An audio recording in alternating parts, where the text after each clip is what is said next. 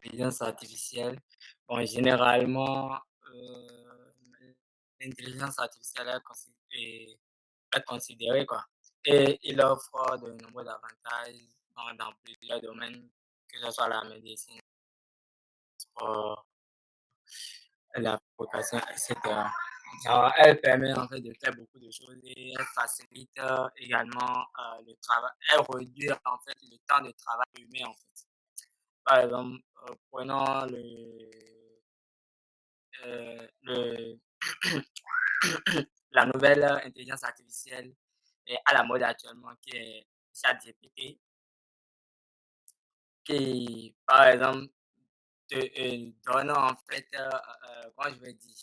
Genre, concrètement, moi, ChatGPT, c'est hyper formidable, ça m'aide vraiment. En fait, tu lui poses un problème, en fait, il te répond de façon spécifique, en fait. Contrairement à, par exemple, à Google où il faut tourner de gauche à droite, mais avec ChatGPT, en fait, ça réduit, ça réduit vraiment, en fait, le temps de travail humain et ça accélère rapidement le travail. De la même manière, en fait, on ne peut pas parler en fait d'avantages sans inconvénients en fait. Parce que vous savez tout comme moi qu'actuellement, il y a des IA qui peuvent générer des images, du contenu et autres. Maintenant, si nous prenons en fait ces IA, quel est l'impact de ces IA, par exemple, sur les pratiquants de euh, sur les travailleurs de ce domaine? Par exemple, il y a les intelligences artificielles qui génèrent aujourd'hui du code. Mais quel est l'impact en fait de ces IA en fait sur les développeurs, par exemple? Est-ce que ces intelligences artificielles fin vont mettre fin au travail des développeurs? Pour une interrogation. Et en fait, depuis l'arrivée de ChatGPT, en fait, plusieurs questions se posent, surtout côté travail. Parce que ChatGPT, en greffe, il fait pratiquement tout, en fait. Il fait pratiquement tout. Sans, tu lui donnes du code, il essaie de t'expliquer le code. Tu lui dis, tu veux tel code dans tel langage, il te génère le code. Et là, quand tu utilises, tu es au top. Mais de la même manière, en fait, ça, c'est comment je vais dire, les avantages parce que ça aide très rapidement à aller plus vite. Mais de la même manière, en fait, ça rend paresseux aussi l'être humain, en fait. Donc, on ne veut plus vraiment se gêner ou bien beaucoup réfléchir. Euh, vraiment, vraiment. Donc, voilà un peu, en fait. Bon, pour moi, en fait, c'est vraiment un avantage, un atout, du moins, avec quelques, genre, quelques limites, en fait. Quelques limites, à partir du moment où l'intelligence artificielle ne peut pas tout faire, en fait.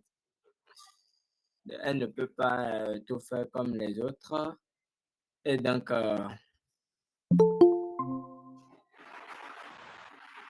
ça menace quand même. Ok, merci beaucoup. Mais ça menace. Ça menace. Ouais, ça menace vraiment. Par exemple, côté artisan, ceux qui produisent des images, des logos, des trucs du genre, par exemple. Si vous prenez, par exemple, Midjourney, je ne sais pas si vous connaissez ça. Bon, probablement, j'en ai entendu parler, mais que je ne me suis pas, Ok. je ne m'y suis pas En fait fait, intéresser. Midjourney, en fait, c'est vraiment genre un peintre, en fait. Un peintre, genre au-delà du réel, quoi. Vous lui dites, euh, vous lui écrivez simplement quel genre d'image vous voulez, quelles sont les spécificités de l'image, et là, il vous génère l'image sans souci. Et vous êtes aux anges, en fait. Donc là, en fait, la question se pose si les peintres vont toujours exister. Point d'interrogation. Qui sait? Ok. Euh, Donc, si je comprends bien, selon vous, ça présente beaucoup d'avantages, ouais. mais l'IA est en train de remplacer l'homme sur beaucoup de plans, et ça, c'est pas très, très joli. Voilà, c'est pas vraiment joli. Pas vraiment Ok, joli. merci beaucoup à vous. Tout récemment, en fait, j'en ai même découvert et j'en ai même entendu parler d'autres IA là. J'en ai testé, c'est vraiment formidable en fait. Une IA par exemple qui vous permet de faire des montages vidéo. Genre, comment ça se passe? Vous prenez une image, genre votre image par exemple, votre image, vous envoyez votre image, le test bon, le discours que vous vouliez faire en fait.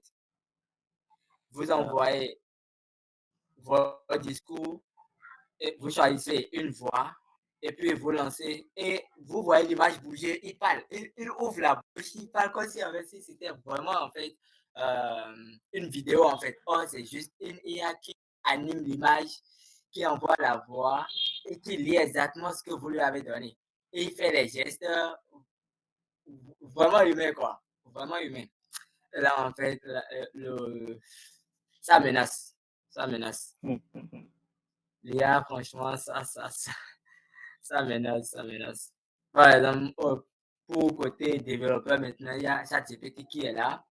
Tu as un souci, tu n'as plus vraiment besoin d'aller sur Google ou bien dans Stack Overflow, aller chercher une solution. Tu viens là, tu lui dis simplement ce que tu veux, il te donne le résultat et puis en fait, un exemple de code. Tu copies et tu colles, ça passe nickel. Donc Et là, pourtant, il a été relevé que ChatGPT a quelques petits défauts au niveau du codage. ouais, en fait, oui, genre, on ne peut pas dire que tout ce que l'IA fait est 100% vrai, en fait. On est d'accord. Oui, parfaitement d'accord avec vous. Ok, même dans les conditions, je crois, dans ces conditions ou bien dans ces avertissements ou un truc du genre, il est dit quelque part qu'en fait, il peut parfois, il peut parfois faillir à sa mission, c'est-à-dire quoi? Genre donner parfois de mauvaises réponses ou un truc du genre. Oui, Voilà. j'avais lu. Voilà, donc si à partir du moment où c'est dit comme ça, donc si ça donne parfois, on est conscient, on est dans, ça veut dire qu'on doit être conscient en fait des réponses que ça nous donne. Bon, il n'y a plus de discours à faire derrière l'actualité autour de l'IA. Hein. Ce que moi je pense, c'est un atout, c'est un grand atout en fait sur le progrès de l'humanité.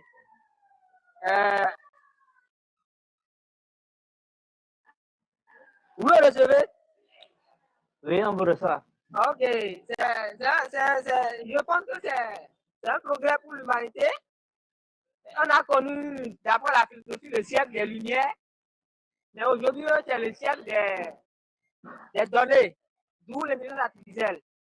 Mais en tant que spécialiste de ce domaine, je vois que c'est une menace en fait pour la personne qui crée ça. Parce que l'homme dans ses facultés et aussi dans ses défauts de paresseux, c'est parce que l'homme est paresseux que l'homme réfléchit bien. Et il veut faire les trucs, il veut automatiser plusieurs tâches. Et je pense que ça pourra se retourner, et ça, c'est déjà en train de se retourner contre l'humain qui crée l'IA. Et c'est une menace. C'est une menace. Beaucoup d'emplois sont en train d'être en chemin de suppression radicale et totale. Et beaucoup de métiers vont disparaître d'ici les 10 ans. Beaucoup de progrès, on aura beaucoup de progrès aussi d'ici 10 ans. Mais si les gens sont là, ils dorment, la technologie en fait va causer du tort à certaines personnes. Tu vois, les banques seront virtualisées. Tu vois, par exemple, toutes les banques du Bénin sont virtualisées. Tu vois qu'il n'y aura même pas le nombre de désemplois. On aura le taux de chômage peut augmenter. Et on peut automatiser tout ça avec des IA qui vont écrire des messages de manière automatisée, qui vont répondre à des mails de manière automatisée. Tu vois, c'est bon en partie pour l'homme, mais c'est encore une menace en partie pour des hommes. Donc, ce que moi je pense, c'est évaluer le coût et le compte et de savoir comment créer des IA qui vont servir réellement au progrès scientifique, d'une part, et aussi à l'avancée et à ne pas détruire l'homme, d'autre part. Tu vois, il y a un compromis en fait entre les deux mondes. C'est l'homme qui crée des choses qui tuent encore l'homme. Donc, tu vois un peu, c'est ce que je dis, hein, c'est ce que je dis. Les pharmaciens, par exemple, n'auront plus leur place. Un robot peut faire des recommandations de médicaments, peut faire des détections automatiques sur la personne. La médecine aussi, aujourd'hui, les opérations les plus complexes du monde sont faites avec des robots actuellement dans les pays développés. Par exemple, pour opérer maintenant des neurones, pour opérer les cancers de neurones, et tout comme ça, tu penses que les robots arrivent mieux à faire que les humains. Ça, c'est juste. Puis parce qu'il ne sera pas effrayé. Et il est programmé comme ça. Si la tête est à telle position, il sait exactement, avec les repères, le coordonnées des points qu'il ira enlever. L'homme peut en vouloir enlever et dire au même temps et ne pas réussir l'opération. Mais c'est tout un ensemble de métiers qui est en train de disparaître comme ça. Et je pense que les gens particulièrement certains métiers doivent se regarder. Moi, par exemple, j'ai fait l'IA, je suis en train de faire l'IA, mais je suis en train de me reconvertir déjà. Parce que je ne veux pas réceptionner. D'où le marketing digital, par exemple. C'est le métier de l'avenir, par exemple. Ça, c'est un métier de l'avenir. Les gens ne savent pas. Ça, c'est un métier de l'avenir, par exemple.